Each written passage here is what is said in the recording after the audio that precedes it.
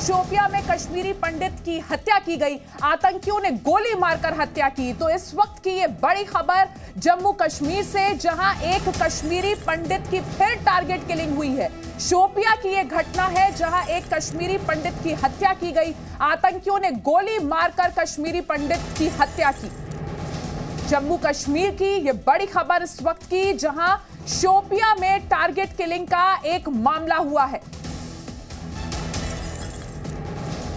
एक कश्मीरी पंडित की गोली मारकर आतंकियों ने शोपिया में हत्या कर दी। जी मीडिया संवाददाता खालिद हुसैन इस वक्त हमारे साथ लाइव जुड़ गए हैं। खालिद, एक और कश्मीरी पंडित की टारगेट किलिंग, शोपिया की यह घटना, पूरा मामला क्या है, बताइए। बिल्कुल, मैं आपको बता दूं, काफ़ी देर तक टारगेट किलिंग का सिलसिला रुका था, लेकिन आज फिर एक बार जो है पंडित समुदाय के एक व्यक्ति की हत्या हुई है। मिलिटेंट्स ने ये ड्रैगन फ्रूट की खेती करके हर एकड़ में हर साल 12 लाख तक कमा लेते हैं। आपको भी करना है तो फ्रीडम ऐप को अभी डाउनलोड कीजिए। बताया जा रहा है कि उस पर फायर किए थे जब वो अपने रेजिडेंशियल लॉन में था, घर के लॉन में था। चौधरी गुंड ये इलाका है जो शोपियान ज़िले में पड़ता है और पूरन कृष्ण भट्ट इसका नाम बताया जा रहा है, जिसको कई ब्लड इंजरीज थी और उसके बाद तुरंत हालांकि उसको जो है हॉस्पिटल इमीडिएट शिफ्ट किया गया था क्रिटिकल कंडीशन में, लेकिन जो खबर वहाँ से आ रही है कि वो स्कम कर गया है इंजरीज को और उसकी मृत्यु हो गई है। ये अगर हम अब बात करें तो चौथा हमला है इस वर्ष जो कश्मीरी पंडित पे हुआ है। ओवरऑल अगर हम बात करें तो लगातार टारगेट किलिंग्स में हमने देखा है कि करीबन 21 लोग अब हैं जिनको निशाना बनाया गया है और जिनमें ज़्यादातर लोगों की मृत्यु हो गई है। राहुल भट्ट को चाडोरा में मारा गया था। वही अगर हम शोपियान की ही बात करें तो शोपियान में ये तीसरा हमला है जो कश्मीरी पंडित पे हुआ है। इससे पहले इसी इलाके में एक कश्मीरी पंडित की हत्या, 2 कश्मीरी पंडितों पे फायरिंग की गई थी जब वो अपने बागों में थे, अपने ऑर्चर्ड्स में थे, तब उन पे हमला किया था और एक की मृत्यु हो गई थी स्पॉट पर ही और दूसरा बुरी तरह से घायल हुआ था। और अब पूरन कृष्ण भट्ट जो है उसको गंभीर रूप से क्रिटिकली ब्लड वुंड्स लगे थे जब वो अपने लॉन में था चौधरी गुंड शोपियान में, और तुरंत उसको जो है शिफ्ट किया गया था अपने हॉस्पिटल जो नियर बाय हॉस्पिटल था शोपियान का, लेकिन वहाँ बताया जा रहा है कि ब्रॉड डेड उसको करार दिया गया है। हालांकि इस घटना के बाद इस पूरे इलाके की घेराबंदी कर ली गई है। अतिरिक्त मात्रा में सुरक्षा बल वहाँ पहुँचे हैं। सेना, CRPF, जम्मू कश्मीर पुलिस एक साझा अभियान चला रही है पूरे इलाके में ताकि जो हमलावर हैं जिन्होंने ये फायरिंग की है उनको जो है पकड़ा जाए, अभी अगर वो विसिनिटी में मौजूद हैं तो। लेकिन कहीं ना कहीं ये चिंताजनक है क्योंकि जिस तरह से टारगेट किलिंग्स का सिलसिला लगातार थमता नहीं दिख रहा है। हालांकि कुछ देर तक उस पर रोक ज़रूर लगी थी, लेकिन जो हाइब्रिड मिलिटेंसी है जो एक चिंतापूर्वक विषय है सुरक्षा एजेंसियों के लिए, वो ये इन किलिंग्स में अक्सर इन्वॉल्व पाए गए हैं।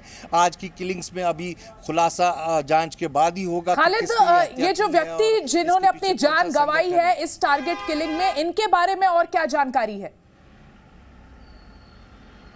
देखिए, ये शोपियान इलाके के चौधरी गुंड के रहने वाले थे। अब फिलहाल इनिशियल जो जानकारी मिल रही है, इनका नाम पूरन कृष्ण भट्ट बताया जा रहा है और ये काफ़ी समय से इस इलाके में रह रहे थे क्योंकि शोपियान इलाके के कई गाँव में जो है कश्मीरी पंडित समुदाय के लोग अब भी एक एक दो दो घर करके विभिन्न इलाकों में रहते हैं और ये भी वहाँ पर रहते थे। और आज ये अपने लॉन में खड़े थे जहाँ पर इनको जो है टारगेट किया गया और इनको कई ब्लड्स लगे और उसके बाद तुरंत उनको शिफ्ट किया गया, लेकिन वहाँ वो स्कम कर गए। फिलहाल मौके पर जो है सुरक्षा बल पहुँचे हैं। जम्मू कश्मीर पुलिस इस मामले की इन्वेस्टिगेशन कर रही है और पूरे इलाके की नाकाबंदी कर ली गई है। चप्पे चप्पे पे जो है एग्जिट और एंट्री पॉइंट जो इस घटना स्थल के हैं उनको सील कर दिया गया है। मोबाइल नाके लगा दिए गए हैं ताकि जो हमलावर अगर फरार होने की कोशिश करे तो उनको जो है पकड़ा जा सके।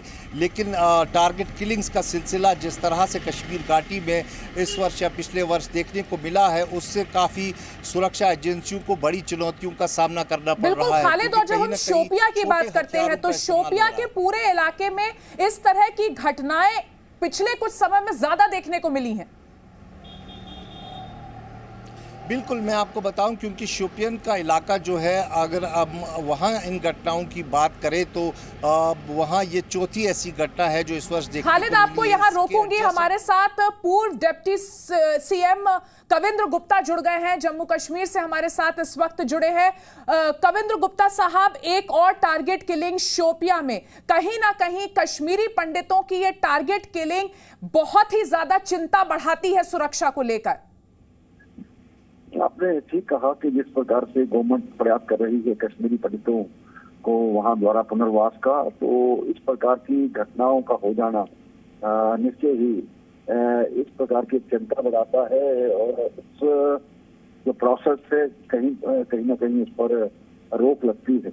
तो ये तो हो जाएगा कि ये लोग मारे जाएंगे कुछ दिन में, लेकिन ये जो एक इस प्रकार से घटना वो चिंता का विषय जरूर बन जाता है। सुरक्षा बल सक्षम है, अच्छी प्रकार से काम कर रहे हैं, इसमें कोई दो राय नहीं है, लेकिन टारगेट किलिंग, कोई भी व्यक्ति कहीं से भी आकर के कहीं भी किसी को मार जाएगा, ये वाकई में चिंताजनक है। और गवर्नमेंट ने बड़े लोगों को, ऐसा है कि जो डिपार्टमेंट्स में काम करते थे ओवरग्राउंड अंडरग्राउंड वर्कर बन करके, उनको भी सैक किया है, नौकरी से टर्मिनेट किया है, लेकिन ये प्रोसेस जारी है। मैं उनके परिवार के प्रति संवेदना व्यक्त करता हूं, और वाकई में दुखद विषय। कविंद्र गुप्ता साहब, पुलिस अपनी तरफ से पूरी कोशिश कर रही है, यहाँ पर सुरक्षा एजेंसीज भी लगातार अलर्ट मोड पर रहती हैं, लेकिन 370 हटने के बाद जिस तरीके से घाटी को मेन स्ट्रीम में शामिल करने की कोशिश है, इस तरह की घटनाएं उस कोशिश को धीमा करती हैं।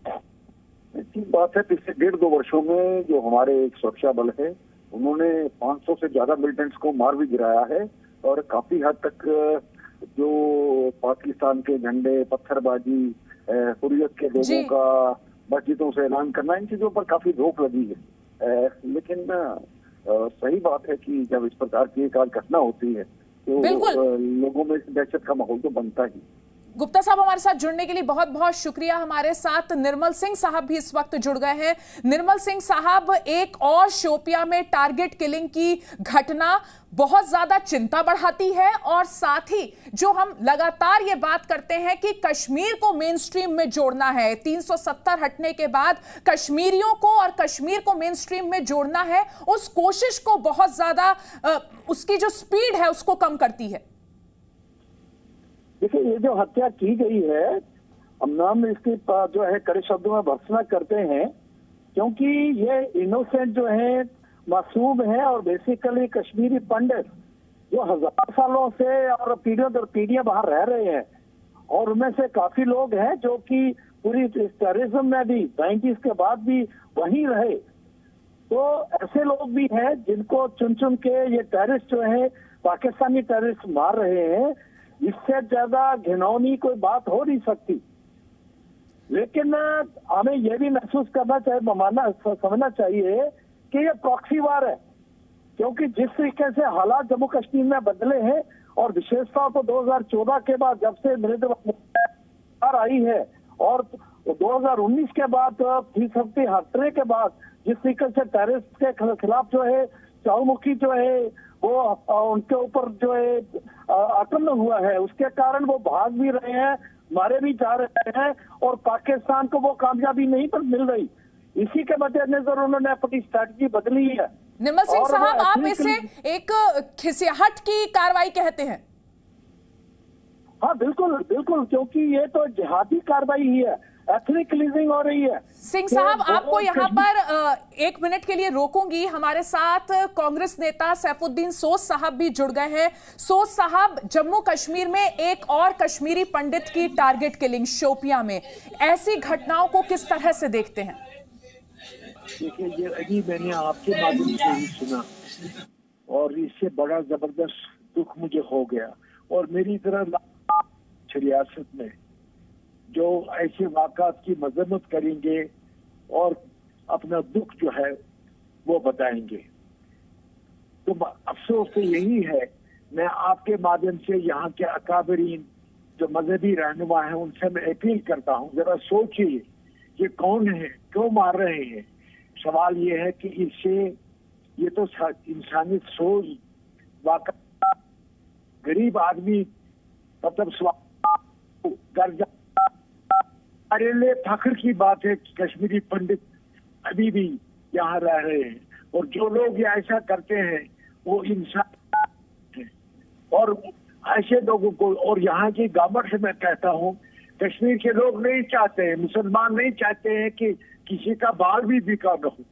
मगर एक बात है कि इसी समाज में ऐसे बच्चे हैं जो नौजवान है जिनके हाथ में बंदूक है, तो इस गवर्नमेंट को, सेंट्रल गवर्नमेंट को चौकन्ना होना चाहिए। और एक भी ऐसी डेथ वाक़ मैं दावा से कर सकता हूँ, कश्मीर के लाखों मुसलमान जो है ऐसी वारदातों की मजम्मत करते हैं और उनके दिल जो है वो दुख से भर जाते हैं।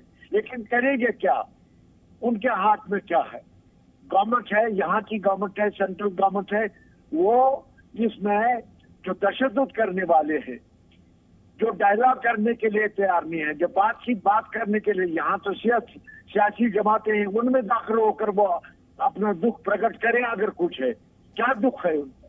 ये जो लोग करते हैं ये इस्लाम के दुश्मन है, कश्मीर के मुसलमानों के दुश्मन है, इंसानियत के दुश्मन है, और ये ऐसे वाक़ात की मदद करनी चाहिए। और मैं गवाही देता हूँ कि जम्मू कश्मीर के लोग, खुसूसन कश्मीर के लोग, इसमें मातमज़दा हैं। ये ड्रैगन फ्रूट की खेती करके हर एकड़ में हर साल 12 लाख तक कमा लेते हैं। आपको भी करना है तो फ्रीडम ऐप को अभी डाउनलोड कीजिए।